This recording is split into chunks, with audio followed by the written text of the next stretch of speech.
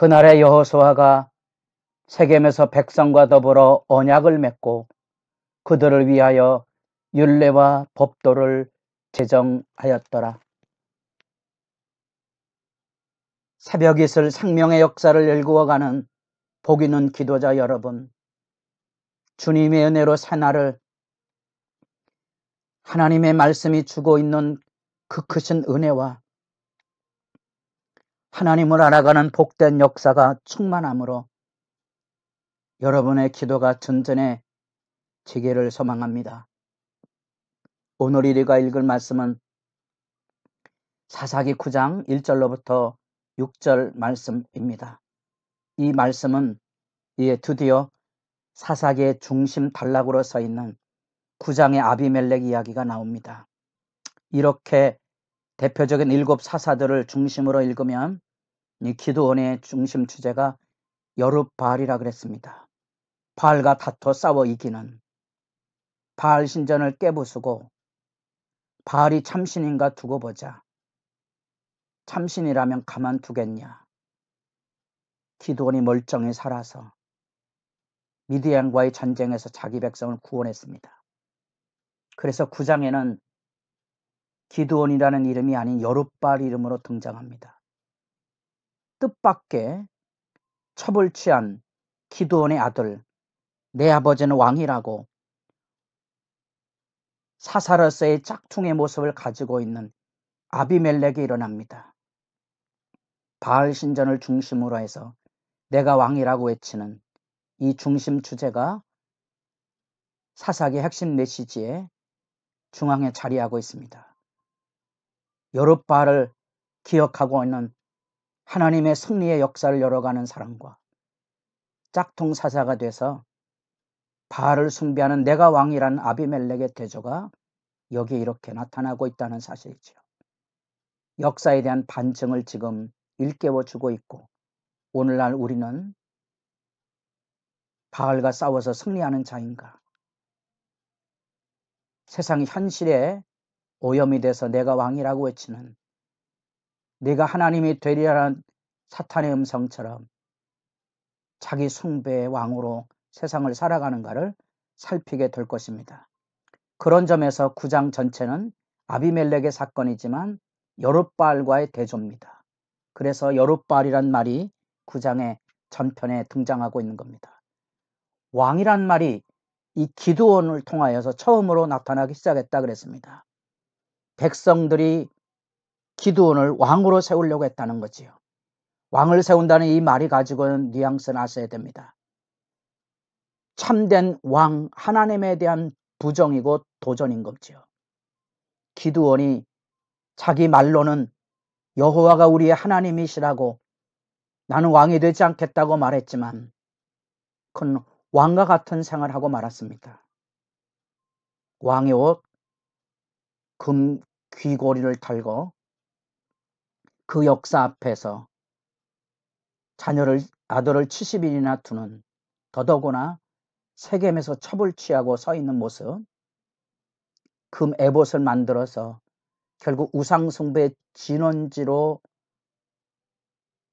타락해가는 그 시대 상황 속에 드디어 이 어두운 암이 자라나고 있는 모습을 보게 됩니다.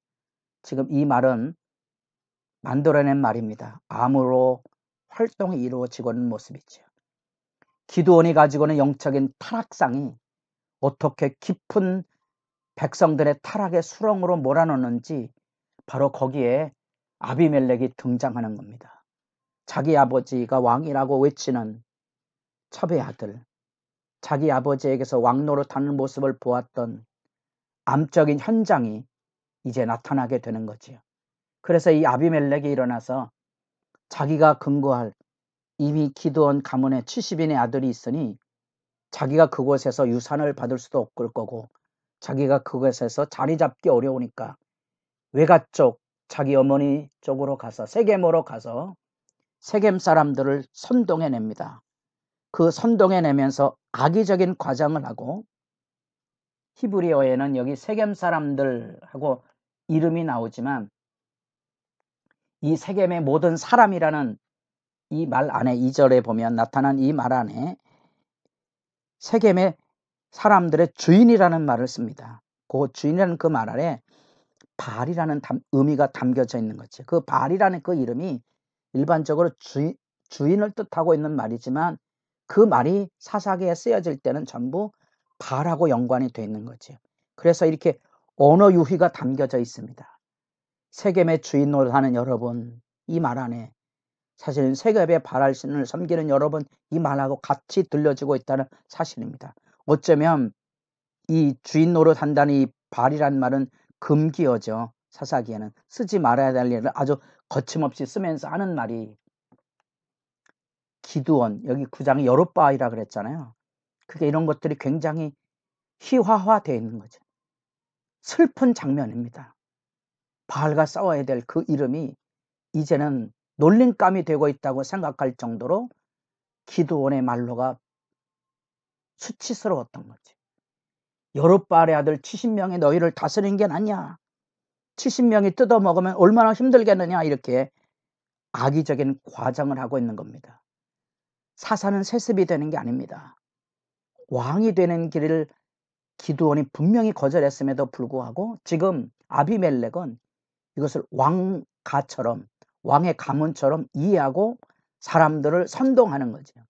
왕이 여긴 70명이 있다. 내가 되는 게 여러분들에게 훨씬 유익하지 않느냐. 더더구나 나는 너희에게 골육이다. 뼈와 살이라는 거죠. 마치 창세기에 아담과 하와의 만남 속에 나타난 것처럼 혈연의 유대성을 강조하는 말이 여기 등장하게 됩니다.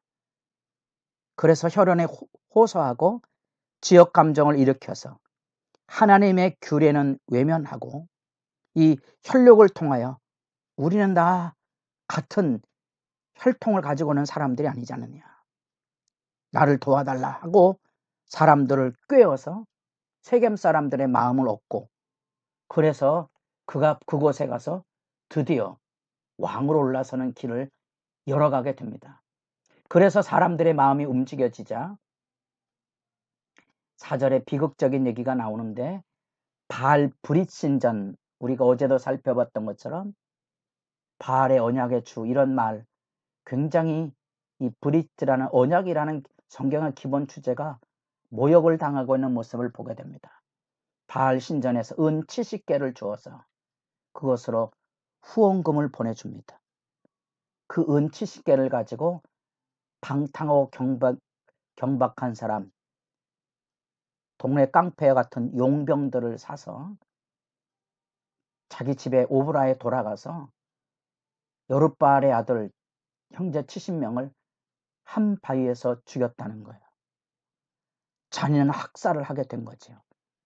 바알 신전에서 얻었던 은을 가지고, 돈보따를 가지고 용병을 사서 하루아침에 자기 형제들을 학살했다는 사실입니다. 6절, 세겜의 모든 사람과 밀로 모든 족속이 모여서 세겜에 있는 상수리 나무 기둥 곁에서 아비멜렉을 왕으로 삼으니라. 백성들이, 세겜 사람들이 밀로 사람들과 연합을 되어서 이스라엘의 비공식적이지만 첫 왕이 여기 세워지게 됩니다. 슬픈 이름은 여기 세겜에 있는 상수리 나무라는 말입니다. 거기다 기둥을 세웠다면 이건 우상에 대한 얘기가 아니겠습니까? 세겜이라는 말은 여호수아에게서 우리가 살펴본 것처럼 이스라엘 백성의 언약의 생상에 살아있는 장소입니다. 여호수아 8장 24장 외에도 이 세겜이라는 장소는 아브라함과 이삭이 가나안 땅에 들어와서 하나님께 제단을 쌓고 언약을 기억했던 장소입니다. 그 세겜에는 상수리 나무, 그 기념비적인 하나님의 구원의 역사가 담겨져 있는 그 기념비적인 장소가 타락상이 돼서 지금 거짓 선동으로 일삼아 바알 신전을 힘입어서 아비멜렉이 왕이 되는 슬픈 역사를 우리가 지금 읽어가고 있습니다. 우리가 말씀을 읽으면 때로는 이렇게 구토와 같은 증상을 느끼게 됩니다. 인간이 어디까지 악할 수 있으며 인간이 어디까지 어리석을 수 있을까? 여호와의 큰 일에 대한 증인이 바로 서 있지 못하면, 사사기가 집약된 기드온의 사건을 읽어가면서 그 증인이 바로 서지 못하므로 그 기드온 가문에서 암이 자라서 배역의 자리로 나아가는 슬프고 슬픈 모습을 보게 됩니다.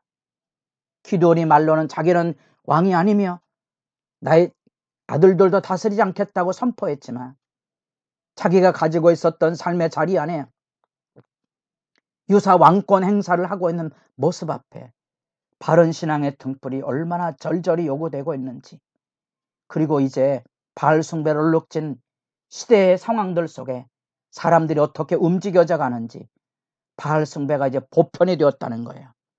악의적으로 과장을 해서 사람들을 꿰고, 사람들은 그곳에 환호성을 보내고 신전에 들여졌던 금은을 가져다가